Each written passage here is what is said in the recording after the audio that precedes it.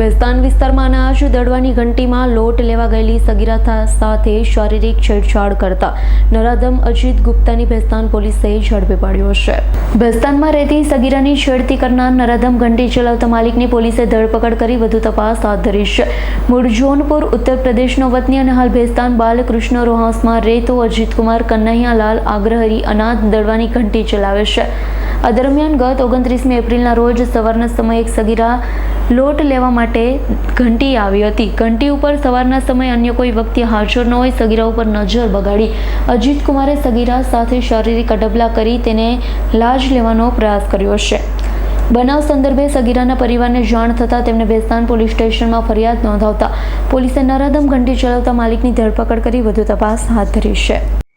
Bhestan police સ્ટેશનમાં કઈ બાળકીની છેડતી થઈ હતી પોલીસ મથકના વિસ્તારમાં શું હકીકત છે કે આરોપી ધરપકડ થઈ?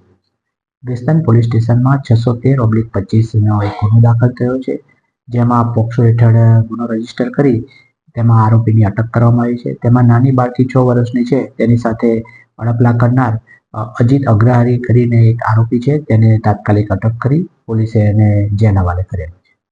સર, કઈ રીતના બાળકી ત્યાં ગઈ હતી અને આરોપીએ કઈ રીતના ખીલ?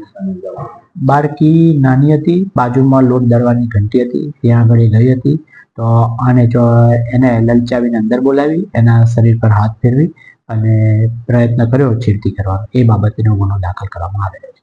આખી વાત કઈ રીતે સામે આવી? આખી વાત દીકરી એના મા બાપને એની મધરને કહેતા તરત એની મધરે પોલીસને જાણ કરતા આખી ઘટના.